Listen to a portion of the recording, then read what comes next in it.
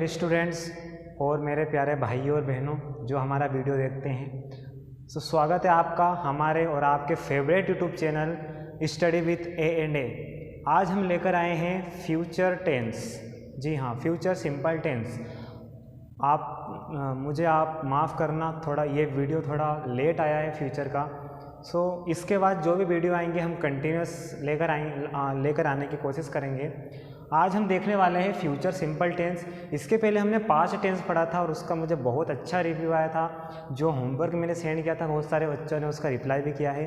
तो मुझे ऐसा लगता है कि मैं जो आपको कंटेंट दे रहा हूँ, जो कंटेंट मैं आपको प्रोवाइड करने की कोशिश कर रहा हूँ और जो मैं चाहता हूँ कि ये चीज़ बच्चों तक पहुँचनी चाहिए, कहीं ना कहीं मुझे ऐसा लगता है कि वो चीज़ें आप तक पहुँच रही है, आप उसको कंटेंट कर रहे हो और आप उसको सीख रहे हो। बढ़ते हैं आज के हमारे वीडियो में बिना किसी फालतू बातें किए बिना। ठीक है, तो आज का हमारा टेंस है फ्यूचर सिंपल टेंस।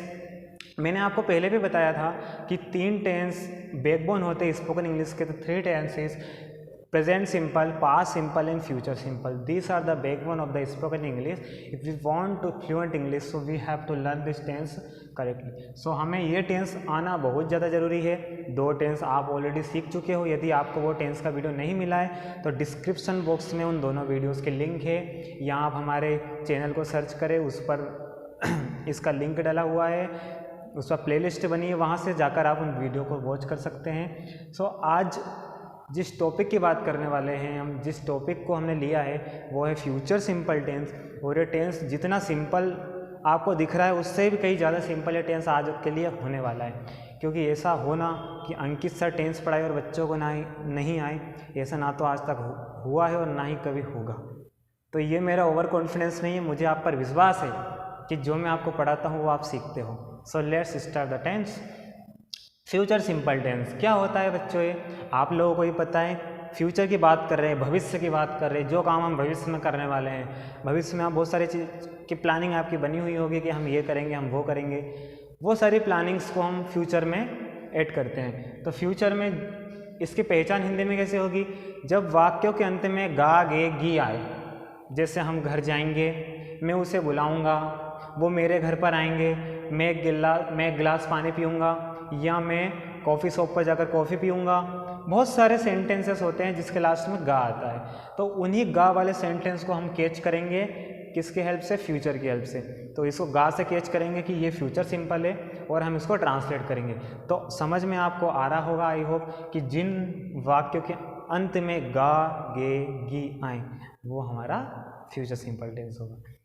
इसके क्या रूल्स होते हैं, क्या इसके फॉर्मूलेस होते हैं और इसको कैसे हम ट्रांसलेट करते हैं, आइए वो देखते हैं। फ्यूचर सिंपल टेंस की हेल्पिंग वर्ब होती है विल एंड शेल। शेल बहुत सारी जगह पर आज में जो मॉडर्न इंग्लिश आई उसमें यूज़ नहीं किया जाता है, लेकिन हमें उसका यूज़ पढ़ना ज़रूरी है। क्योंकि यदि हम नहीं पढ़ेंगे और आगे आप कहीं शेल पढ़ोगे तो आप बोलोगे अंकित सर ने तो हमको शेल पढ़ाया नहीं है ना। तो हम शेल पढ़ते हैं, यूज़ हम विल ही करते हैं, लेकिन शेल पढ़ना ज़रूरी है ताकि हमें वो उसका रूल्स पता रहे कि कहीं पर यूज़ किया है तो वो क्यों किया है। Helping verb, we have 2 helping verb will and shall. Will कहाँ पर यूज़ करेंगे? तो subject he, she, it, name, they and you. यदि ये सब्जेक्ट आपके वाक्यों में आते हैं, कौन कौन से? Remember student one more, he, she, it, name, they and you. ये सब्जेक्ट आते हैं तो आंख बंद कर आप क्या लगाएंगे? विल, है ना। आंख बंद कर मतलब आंख बंद करके नहीं लिखना है। आंख बंद मतलब ब्लाइंड फेथ के साथ, विश्वास के साथ आप लिखेंगे कि हाँ, हमें सर ने बताया है कि जब ही, she, it, name, they, you आएंगे तो हम विल लगाएंगे, इसके लिए हम कुछ नहीं लगाएंगे। जो मैं बोलूँगा सही बोलूँगा, इसके अलावा मैं कुछ नहीं बोलूँगा। ठीक है, उसी तरह ये आएंगे तो हम विल लगाएंगे, विल के अलावा सेल नहीं लगाएंगे। इसी के बाद आता है सेल। तो सेल बेचारा 2 सब्जेक्ट के साथ यूज़ किया जाता है। कौन कौन से सब्जेक्ट है वो? आई एंड वी। आई और वी ऐसे 2 सब्जेक्ट है जिनके साथ हम सेल यूज़ करेंगे, और उसके इनको छोड़ने के बाद जो भी सब्जेक्ट बचे हैं उनके साथ हम करेंगे विल यूज़। देखते हैं हमारे सेंटेंसेस और इनके फॉर्मूले। तो हमारा अफर्मेटिव का फॉर्मूला क्या है? The formula of affirmative is subject. सभी को पता है इस दुनिया का कोई सा भी सेंटेंस, चाहे वो इतना छोटा हो या इतना बड़ा हो, कितना भी बड़ा क्यों ना हो, या वो मेरी हाइट से भी ज़्यादा बड़ा हो, है ना, कितना भी बड़ा सेंटेंस क्यों ना हो, उसमें हमें सब्जेक्ट फाइंड करना है कि what is the subject of this sentence and we have to make this sentence. तो किसी भी सेंटेंस को बनाने के लिए हमें सब्जेक्ट पता होना ज़्यादा ज़रूरी है। अब हम जो भी सेंटेंसेस बनाएंगे उसमें हम सब्जेक्ट क्लियर आइडेंटिफाई कर लेंगे कि ये हमारे सब्जेक्ट है। ओके, सो ये दिस इज़ अवर सब्जेक्ट। यहाँ पर हम सब्जेक्ट लिखेंगे। सब्जेक्ट के बाद विल और शेल, दो हेल्पिंग वर्ब आएगी। तो विल और शेल में से हम क्या लगाएंगे, वो depend, it's only depend your subject, what is your subject. If your subject is he she it name you they, तो we have to use will, and your subject is we and I, तो you have to use shall for this subject. तो will किसके साथ use करेंगे, इनके लिए, और cell आई और वी के लिए।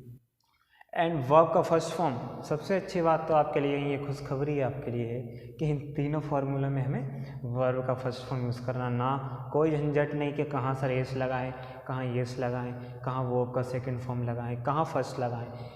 यहाँ पर पूरे झंझट खत्म हो गई आपके लिए, है ना। पूरा जो टेंशन था, इतना बड़ा फ्रस्ट्रेशन के वर्ब कैसे यूज़ करें, तो वो यहाँ भी वन, यहाँ भी वन, यहाँ भी वन। वर्ब का फर्स्ट फॉर्म आपको यूज़ करना है।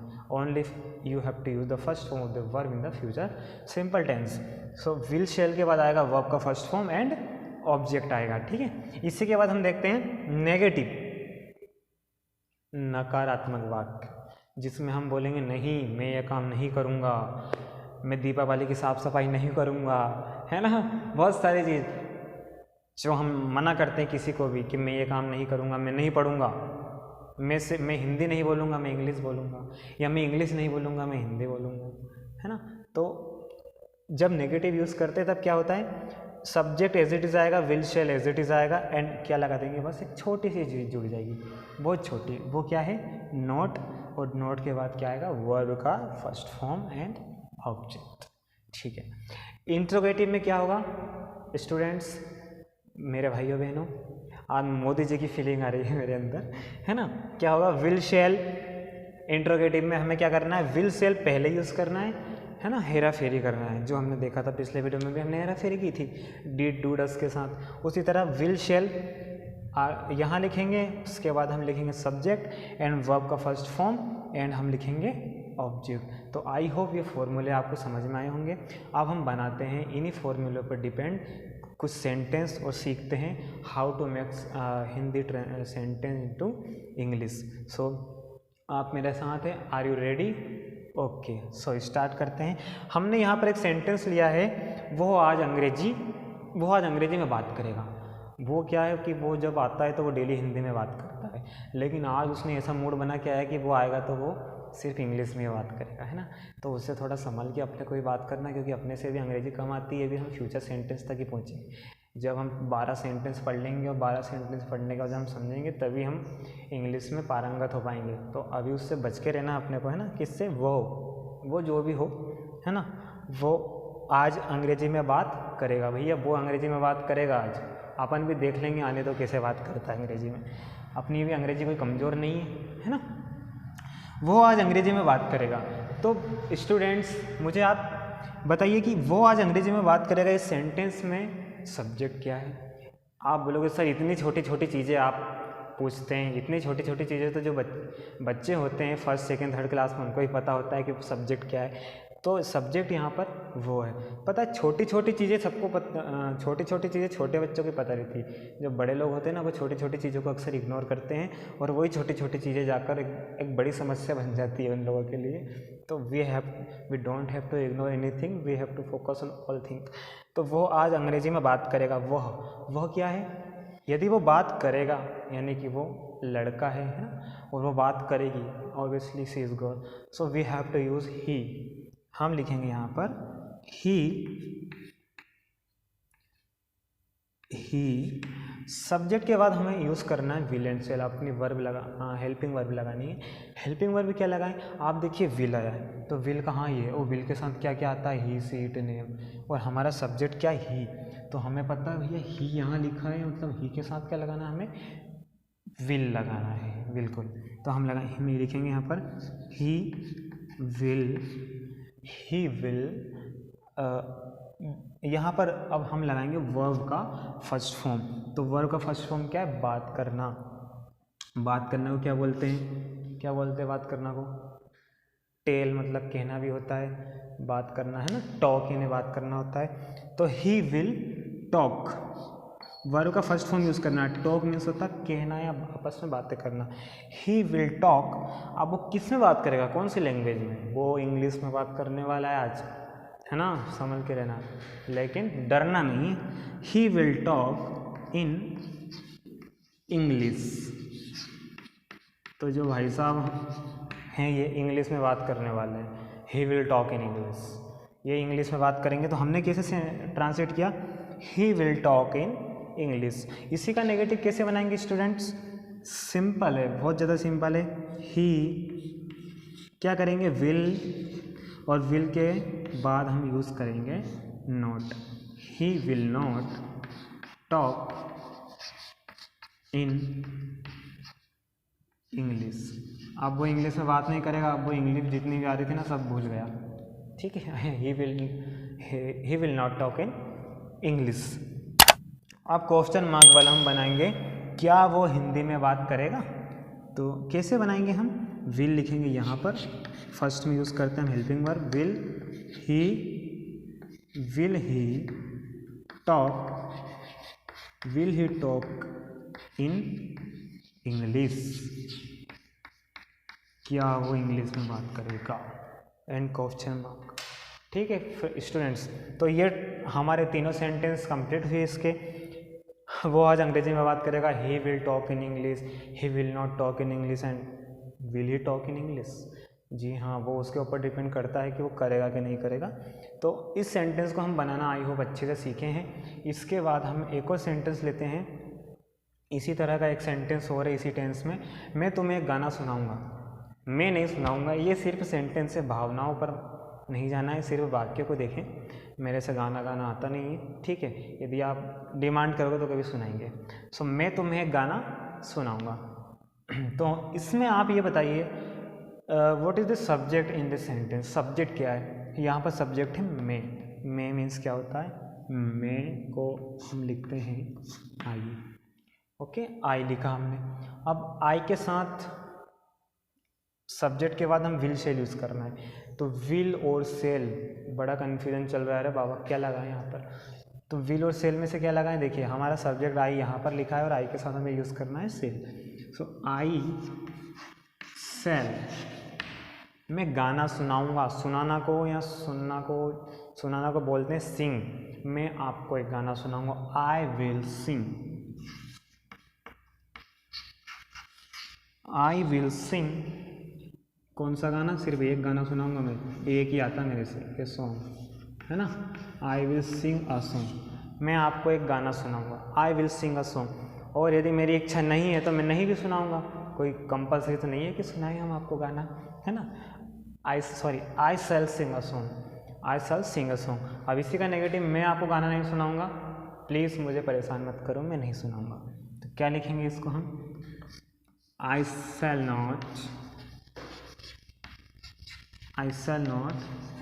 sing a song।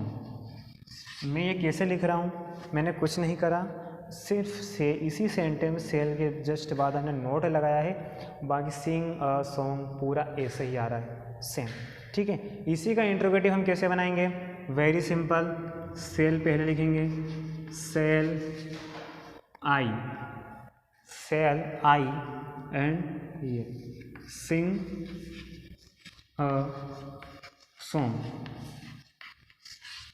Cell I sing a song and question mark, ठीक है। तो क्या है हमारा सेंटेंस, मैं तुम्हें गाना सुनाऊंगा, I shall sing a song, I shall not sing a song, shall I sing a song. यहाँ पर क्या था, वो अंग्रेजी में बात करेगा, he will talk in English, he will not talk in English, will he talk in English. इसी तरह के और भी सेंटेंस हो सकते हैं जो इन फॉर्मूलेस के ऊपर डिपेंड है, इन फॉर्मूलेस का यूज़ करके हम बना सकते हैं। और आप बोलेंगे सर इससे हम स्पोकन कैसे सीखेंगे, तो आपको स्पोकन सीखने के लिए अपनी ओर पर थोड़ा एफर्ट्स लगाना पड़ेगा। जैसे हम सेंटेंस बनाना तो सीख गए, लेकिन हम स्पोकन कैसे सीखेंगे। जैसे आपके माइंड में एक क्वेश्चन है, मैं आज खाना बनाऊंगा या मैं आज खाना बनाऊंगी, तो इसमें सब्जेक्ट क्या, मैं यानी कि आई के साथ क्या लगाते हैं, सेल, आई सेल कुक फूड, मैं आज खाना बनाऊंगी, आई शैल कुक फूड, नहीं मैं नहीं खाना बनाऊंगी आज, no I shall not cook food, don't say me to again and again please cook food, I shall not cook food, मैं खाना नहीं बनाऊंगी। क्या मैं खाना बनाऊंगी, किसी से पूछता ना क्या मैं खाना बनाऊंगी, शैल आई कुक फूड। ओके, तो इस तरह यूज़ कर सकते हैं। मैं आज स्कूल जाऊंगा, इतने दिन से तो नहीं जा रहे हैं लेकिन आज जाऊंगा, है ना, तो I will go to school, sorry मैं आज स्कूल जाऊंगा ना, I shall go to school, क्योंकि आई के साथ हम शैल यूज़ करेंगे। I shall go to school, I shall not go to school, shall I go to school. Okay, तो इसी तरह के बहुत सारे सेंटेंस का आप यूज़ करके आप प्रैक्टिस कर सकते हैं, आप अपनी स्पीकिंग, अपनी स्पोकन को फ्लुएंट कर सकते हैं। आपको मैं एक टास्क देता हूं कि आप एक सेंटेंस लीजिए, उस सेंटेंस को आप प्रेजेंट में, पास्ट में और फ्यूचर में ट्रांसलेट करके बोलने की कोशिश कीजिए कि आप किस तरह बोल पा रहे हैं, क्योंकि आपके अंदर का हेजिटेशन खत्म होगा। When we remove your hesitation from inside your heart you will speak fluent in English. English is nothing, it's a language, don't hesitate it. इससे डरना नहीं है, इससे घबराना नहीं है, इसको सीखना है। ये एक सब्जेक्ट है, कोई बहुत बड़ी ज़्यादा चीज़ नहीं है हमारे लिए। जिस तरह सारे सब्जेक्ट होते हैं उसी तरह इंग्लिश भी एक सब्जेक्ट है, लेकिन आज के समय में हमने इसको बहुत बड़े लेवल पे बना दिया है कि जो इंग्लिश बोलता है वो बहुत बड़े होते हैं, जो इंग्लिश बोलते हैं बहुत प्रोफेशनल होते हैं। हिंदी वाले लोग भी बहुत प्रोफेशनल होते हैं, ऐसा नहीं है, लेकिन इंग्लिश को जस्ट हमें समझना है, सीखना है। इसको इतना बड़ा पावर पॉइंट बना के नहीं चलना कि नहीं ये नहीं आई तो ये तो कुछ नहीं आएगी, और क्यों नहीं आएगी, यही आपसे आ तो रही है इंग्लिश, आप इंग्लिश बोल तो पा रहे हो, बस इन सेंटेंस का यूज़ कीजिए और ऐसे ही कुछ सेंटेंस आप अपनी ओर से बनाइए। जैसे एक सेंटेंस आप होमवर्क में लिख सकते हैं, मैं एक एग्जांपल लेते हैं, आज मैं मेरे दोस्तों से मिलने जाऊंगा। इसी का है, आज मैं मेरे दोस्तों से मिलने जाऊंगा। कॉपी पर नोट कर लीजिए इस सेंटेंस को, आप आंसर आपको कमेंट बॉक्स में देना है। आप कमेंट्स में बहुत अच्छे कमेंट्स करते हैं, मुझे बहुत अच्छा लगता है, लेकिन आप कमेंट्स में जो होमवर्क मिलता है उसका आंसर नहीं करते। उसका आंसर आप करेंगे तो हमें लगेगा नहीं रियली आप वीडियो को कंटिन्यू वॉच कर रहे हो, आप सीख रहे हो और जो वैल्यूएबल कंटेंट हम आप तक पहुंचाने की कोशिश कर रहे हैं। इस ऑनलाइन माध्यम से हम आप एक दूसरे से मिले हुए हैं, तो उस चीज़ का कंटेंट जो भी आपको पहुंच रहा है उसको आप हमें एक प्रूफ दीजिए कि नहीं सर हमने सीखा है और ये हमने बनाया कैसे ट्रांसलेट किया, ठीक है। तो थैंक यू फॉर वॉचिंग। इसके बाद हमारा एक वीडियो आने वाला है जो प्रेजेंट पास्ट फ्यूचर की इंग्लिश सेंटेंस के ऊपर डिपेंड होगा और बहुत जल्दी वो वीडियो आ जाएगा। तो thank you for watching, please subscribe our channel. ये तो बोलने की बात ही नहीं है, जब सर इतने अच्छे पढ़ा रहे हैं, आशीष सर आपको इतने अच्छे पढ़ा रहे हैं, तो चैनल को लाइक करना, सब्सक्राइब करना और अपने दोस्तों तक शेयर करना तो बनता है, क्योंकि आप अपना नॉलेज तो बूस्ट कर रहे हो, आप भी अपने दोस्तों का हेल्प कीजिए, वो भी अपना नॉलेज बूस्ट कर सके। तो share your channel for boost their knowledge please. Thank you.